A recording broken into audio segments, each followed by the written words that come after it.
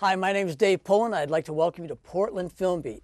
Tonight, my guests are Dan Hill, Kelly Talent, and Barry Hunt. He's the Managing Artistic Director of Soelo Theater.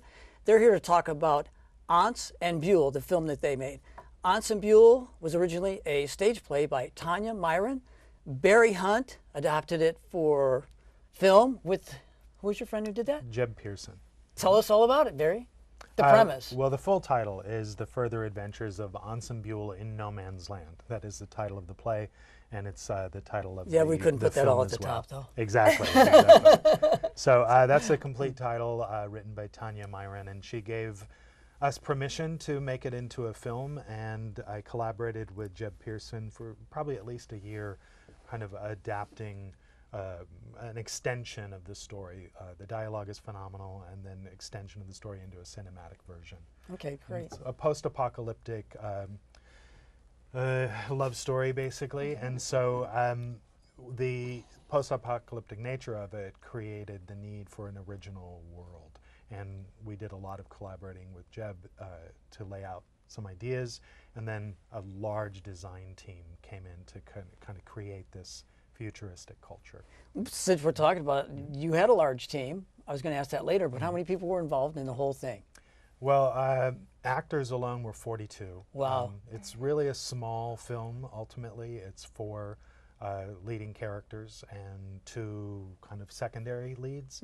But they, again, we're creating a culture and a world and a universe, and so it's populated. Okay, great. And we're going to get to Dan Hill now.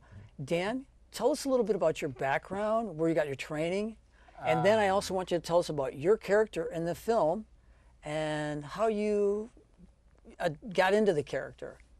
Gotcha. Okay.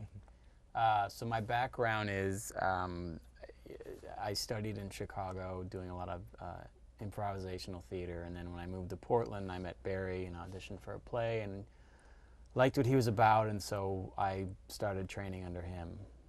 And yeah, that was 2006, so what, okay. 8 years ago, God. So yeah, that's that. And then and we were in a couple plays. I was in a play with you. Right. And I was in another play, the one I originally auditioned for. And yeah, you know. How did you get into your character? For this? Through Barry. Okay. Yeah, he kind of was showing me the script and wanted me to read it with Garfield, the other lead, and just to kind of get a vibe of it. And yeah, it was really interesting. It felt almost like reading a Shakespearean play because the language was just so really, really specific, and kind of it took a couple times to read it and get into it, but then once we did, it was really great. It was its own character, that language, learning those And accents. through, I know Barry's rehearsal process, it's funny as you work on it for a week, you rehearse, and all of a sudden you start feeling the character inside you. It's so much better than a lot of the independent films I've done where you show up and it's like, are you off book? Let's go. And you're like, okay. Yeah, off book is only one thing. You have to be off book before you get to the rehearsal. I agree, but yeah, I like that. And you can see it inside the trailer, which we're going to watch in a little bit. Kelly, tell us a little bit about yourself, your background, your training, and what other things you did to get into character. In my character?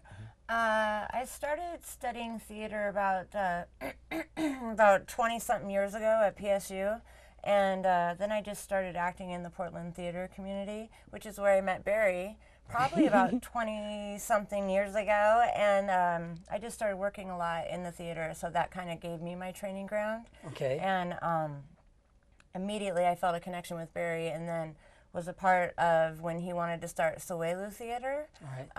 So we've been working together for probably 17 years in Soelo. Yeah. Because my son was born around that time, and he's almost 17. Well, great. And we had done this as a play together about 17 years ago. It was the first season. And then he had asked me in like 2008 if I was interested in doing this as a film. And because it was Barry, I said yes. Okay. I had no interest whatsoever in pursuing right. a film career. But Actually, I'd like you to tell us about your character in the film. yeah, I play Persephone, and I come from a different world than the boys do, than Ants and Buell do, and different than the play is Barry created the world that I come from. Before the apocalypse, some of us went underground and kept more of the type of world that in the world that we live in now, the kind of culture that we would understand as viewers. Right. And I never had been around men my own age, my character I'm speaking of. And as far as my character is concerned, I really know nothing about their culture. Their language is completely different. I know nothing. As far as I know that they're beasts and they're dangerous. I don't want to give away too much about the plot. Okay, yeah, good. But then I do end up going up into their world, and then that's the movie that we pretty much see. Great. Very different from the play that we did. Completely different process. Felt like a completely different character.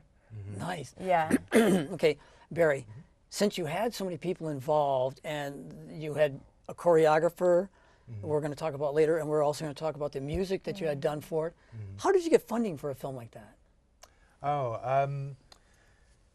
Well, fortunately, we are a not-for-profit, and we come from the theater community. And so coming from the theater world, I was aware that there was not as much funding available to independent films, but I became very curious why that might be, and if it were community-based, local artists, writers, directors, actors, what was the divide? What was the divide between the funding community toward film, independent film, and theater? Because most theaters are funded through grants and various process. So I was curious about that, and I found out that it really had to do with the not-for-profit status, that there was a board of directors, and that most independent filmmakers don't have that. They don't have that at their disposal. Okay. So we were able to, I went to a lot of our funders, Miller Foundation, Collins Foundation, and I said, would you fund us doing a film? You fund us doing theater, the same artists, would you fund our stories on film? And they said, we don't think we really care what the medium particularly. Now, I'm not speaking for the foundation. They have lots of reasons why they fund and how they go about it. And film can be challenging because they said one of their challenges is that it takes a long time. And their funding cycles might be a year. So we broke it down into parts. We had people come on and fund the score. We had somebody come on and fund, a certain section of the project. Right. Did you shoot this all at one time, or did you have to spread it out? It was over some time. It probably took 2 years to shoot. Wow. This was a much larger project. You and I just talked about Lower Rooms, which Kelly and I just finished recently. Small project, one house, no more than 3 characters in a scene. And I decided to start with the big one. I knew I wanted to do both, but I decided to start with the big one because I thought we would learn the most. Right. But again, intensive locations, extensive locations. Well, you can tell there's, from the trailer. Oh, we were 15 hours out in caves and spending weekends. We spent 4 days camping and shooting in the desert. Yeah. Was it mostly shot in Oregon then?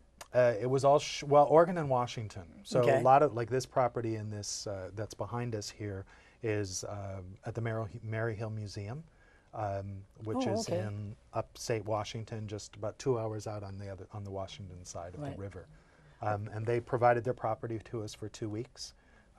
And a lot of that had to do with the not-for-profit status. Oh, that's great The then. ability to do So that. actually, so for filmmakers that are getting ready to try and do an independent film, you might want to go not-for-profit and...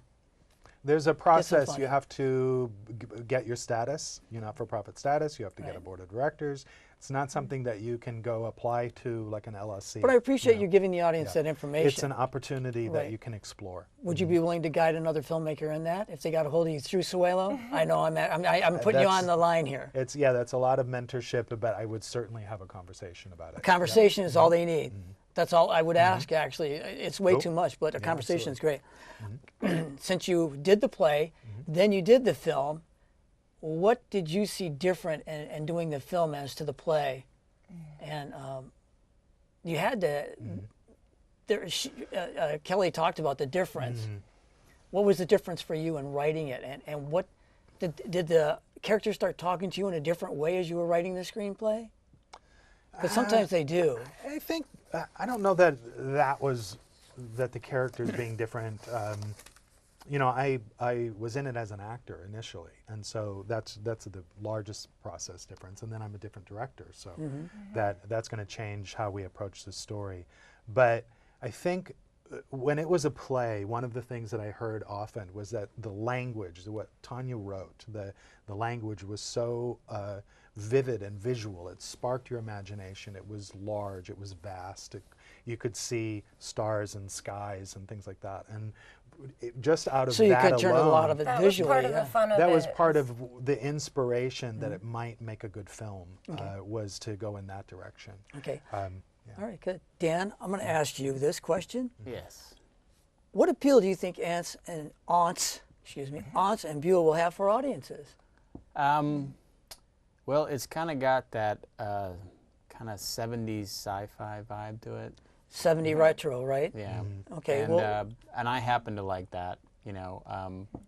Yeah, it's that, but I think it's that plus being a really emotional piece. A lot of those movies are fun because of the atmosphere, but sometimes the acting is a little bit cheesy. And I think, you know, the acting in this, if I can say so, I think it's pretty good. We'll watch it in the trailer. It is actually very good. And I think it's because you rehearsed with Barry Hunt. Over time, long time. Yeah. A long time, right? Yeah, a lot of energy into the rehearsal process it's important to me. It's important to Suelu. It's important to the company. But here's the actor thing: base. is when you're on set, then it makes you're ready. Mm-hmm. You've got some tweaking to do, but you're pretty ready, which is good. Mm-hmm. I really like that you do that. Who is the choreographer? Because there's some. Yeah, the choreographer was Keith Goodman. Yeah. He worked with Suelu quite a bit the past few years before. He passed away right before we began shooting, or right when we really? were beginning shooting. I was, you know, really tragic. He was supposed to be an actor in the film as well, and so another former company member, Sean Sparka, came in and replaced him, and he had taught the choreography to the children. You'll notice in the trailer there were lots of kids. Yeah. So we haven't really talked about the premise of Ensemble, and I think that can take us into why we need a choreographer in a way. Okay. So Do you want to talk about that? yeah, the premise of Ensemble is Ensemble are boys from an enclave, a culture that's been isolated from the rest of the community as boys. They were isolated as boys with no adults. And so, we fabricated that they came from a Jesuit orphanage, and that this collective group of boys from a variety of cultures reinvented their culture as they grew up, and kind of out of their childhood fears and their fantasies, their religious backgrounds, and created this community. So it's very ritual based. Like when Kelly Well, you can says, see during the trailer. We'll notice there's a pre-apocalyptic and then the post. yeah, There's a huge difference, and then the two young boys are then the main characters later on, right? Exactly. Okay, so there's cool. flashbacks, but out of the ritual culture, Buell's a visionary. He becomes. They put him in ritual trances, and so there's not only flashbacks like the pre-apocalypse. There's also like shamanic or tantric visions. Okay. And so the characters actually access the world of the dead, and Kelly makes a little journey there toward the end of the film. Okay. So there we're cinematic, yes, but in that kind of 70s vibe, and the way that the 70 retro. kind yeah, of thing. 70s films, they didn't have computer animation. Right. And so it was all rooted in theater. So our Right. theater background suited Really our suited the- approach suited the to movie. shooting it Great. in that style. Okay. And then, so it's very theatrical and yet, you know, retroactive, or retro in that sense, to the 70s style of filmmaking that used theater. The sorry. That caused us to need a choreographer, Okay, you know, good. to get into that culture. Yeah. The cinematography, the imagery is just outstanding. Who is a cinematographer, and what kind of camera did you use? Would you tell us yeah. who shot it? Michael Pritchard. Yeah. Tell us about And it. I don't know what kind of camera he used. Dan I does. do. Okay, Dan, He's tell a us what kind of theater camera girl. did you He's use? a film guy. He shot with a HVX200, which was a really hot camera 5 years ago, 6 years ago. But it's I mean, it holds up. It's a really, he was great. He The shot imagery really is great awesome stuff. in it. He captured a lot of great stuff. One of the things that we wanted at the time intentionally was to say we want to make a film that if you saw it later, after it came out on television somewhere, you wouldn't have an idea of what year it was made. Right. And part of that had to do with the style, but it had to do with the camera we were using and what he was able to do. Okay. It's going to look nothing like The Lower Rooms, which is, Right. you know. Kelly Yeah. and or Dan, makeup was a key ingredient in this film. Were you in makeup a lot? And can you tell us about the makeup? Because that woman that's behind me, that's pretty freaky looking right The there. lady Yeah. was my mother, Lorraine Barr. That's her, Lorraine Barr? That's her. Okay, yeah. She's an amazing actress. Well, she's beautiful, but right there, she man. is. A little bit too much meth for her, I guess. Huh? The sickness, the crisis, which is her health, is what causes these two worlds to come together. The world that I'm coming from, the Right. more literal, grounded in like, I don't know, science and whatnot, into the world that Barry described earlier. It is her sickness. She had to go through hours and hours of makeup and be out in the hot sun with all of that. I, on the other hand, hardly wore any, and there were a lot of jokes on set that we both were in doing our first feature movie with Barry, looking just our ultimate best. You know, no makeup for me and full like sick makeup for her, but it was actually kind of freeing in that way. But Amber Arpin, I believe was her name. She was fantastic. Right. And then she had to address, basically it crosses genres, this film. It can look a little, well, it is post-apocalyptic, it can look a little zombie-esque, and Yeah. but really it's a very literal illness. It's very literal, yeah. Okay. And so that's Amber's really trying to create a debilitating illness that's described in language by the writer, and Amber had to come up with a look, A look and for a way that. that would look. And Right. I think She did a great job. Yeah. Yeah. Did. Yeah. She really did. Fantastic. Dan, since there was a lot of makeup and a lot of time for, well, at least Lorraine spent in the chair, how did that impact the schedule? Well, I mean, we were off in our own little worlds. Barry prepped it really good. That wasn't something I really noticed. Like, You guys were shooting like yeah, while we would she be definitely doing makeup. multitasking. Yeah. while Okay, so people you were making shooting it. somewhere where there was other people being in the But makeup chair. you're not aware that the reason you were shooting was part of the makeup history, because our schedules were changing often, and I would turn to you and Garfield Wedderburn played Hans, and you played Buell. I would turn to you and go, oh, by the way, we're doing this scene now. Right. Right. And so all of your major scenes were done on the fly. Oh, All of really? them. Yeah, the tent scene was totally done Yeah, I remember because that. Lorraine wasn't out of makeup yet, and the walking scene, where dust. you, I remember that was yeah. totally My because eyes. they weren't out of makeup yet. The My Eyes one. The one where you lose your hair for the first Oh, time. wow. Don't tell the story. Yeah, anyway, you know what? Actually, right now, we're going to cut away and we're going to watch the trailer and we'll be right back.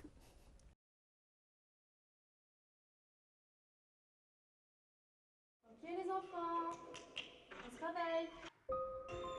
Azo teta hija.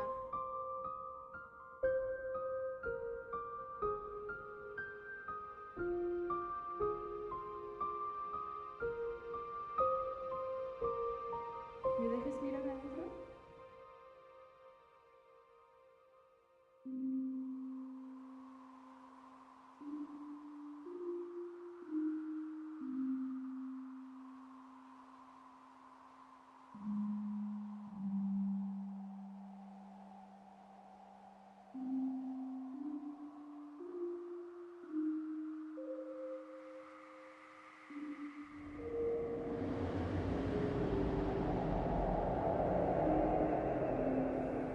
When everything turns to dust, sometimes all you have left is what you can do to remember.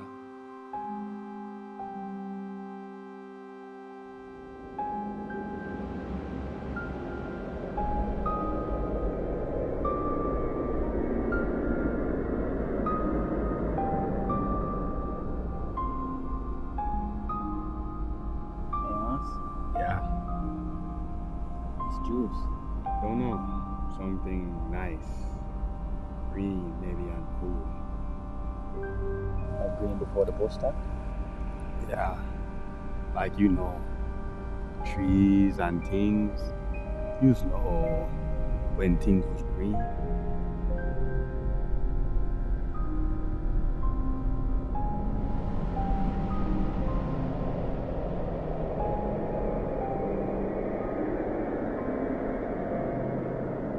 That is a talk of it.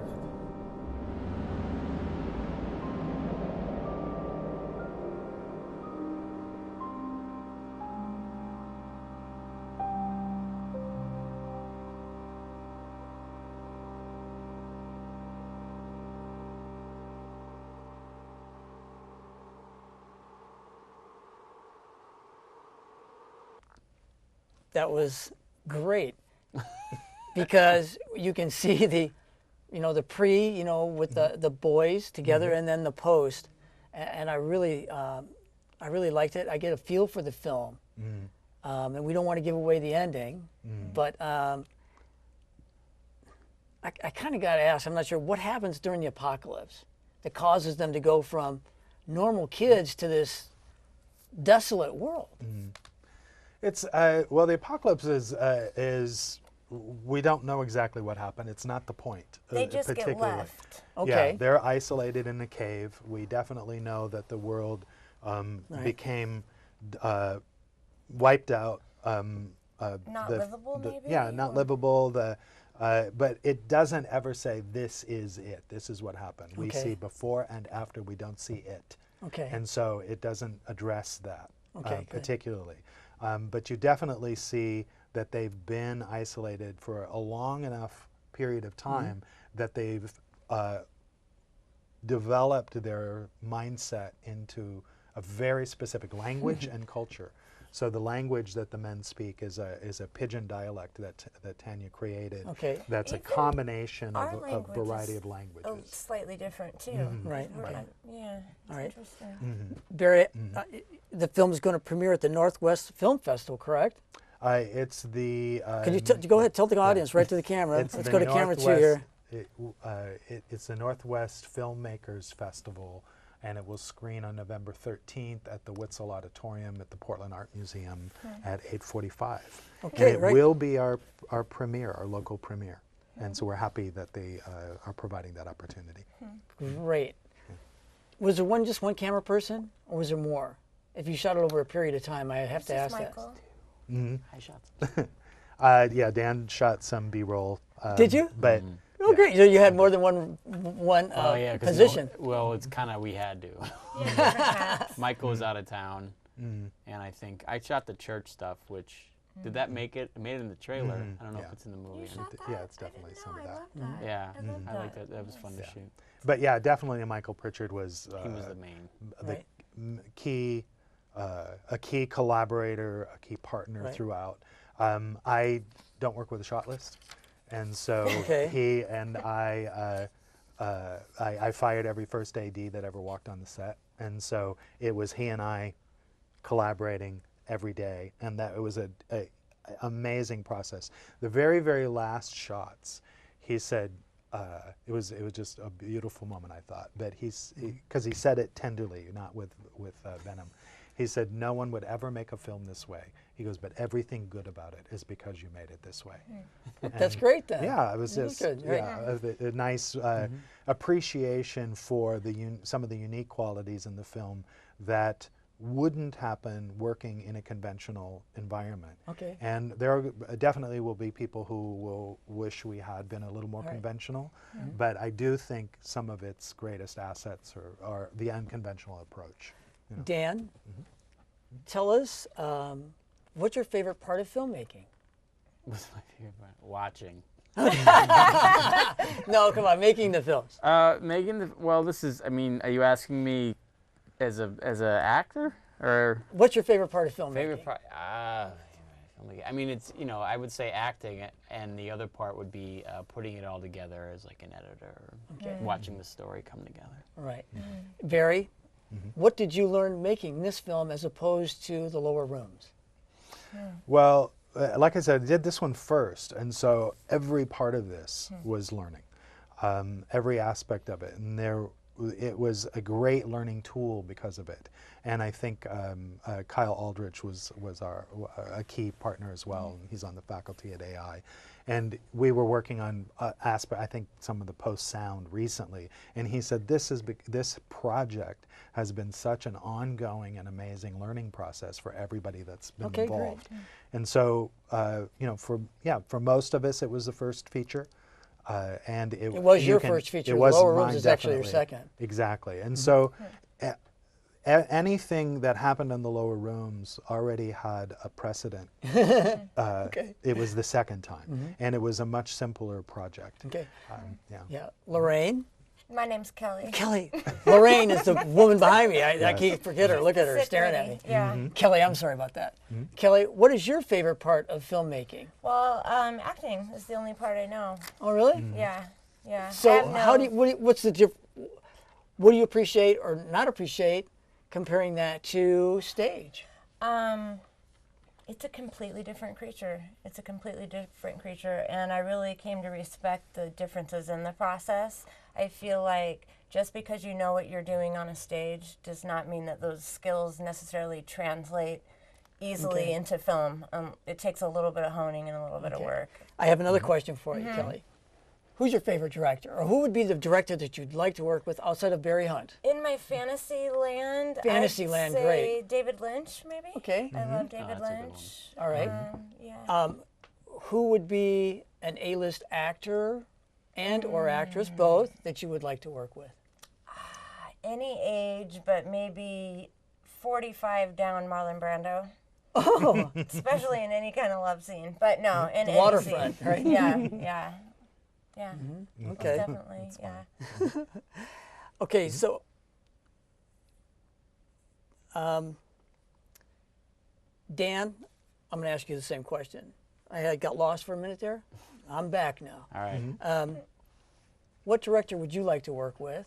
And then the next question, if you can keep going right into it, is what A-list actors and or actress and or actor would you like to work with? Oh, okay. So director, I would say Terrence Malick. You know, he's a big favorite. I like him a lot. Actors, I really Gary Oldman. You know, he's great. I like him a lot. Did you say actress too, or is it, I don't even. What else did you say? You said Actress actor. or Actor, actress, director. Actress.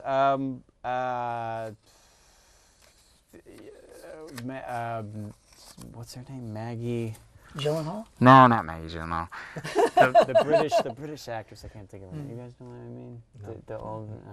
That's all right. You'll think of it like Anyway, about a minute after the show. There's so many. There's so many. You know what? Actually, we're getting close to the time where we got to start wrapping this up. I want to thank Dan, Kelly, and Barry for being here. I want to thank my wife, who's the producer, Carol Poland. I want to thank Ellery Nelson, because he does a great job as the director. I want to thank everybody out there for turning into Portland Film Beat. Stay tuned. Go watch the film. You're going to love it. Barry does a great job. And until next time on Portland Film Beat, shoot for the silver screen.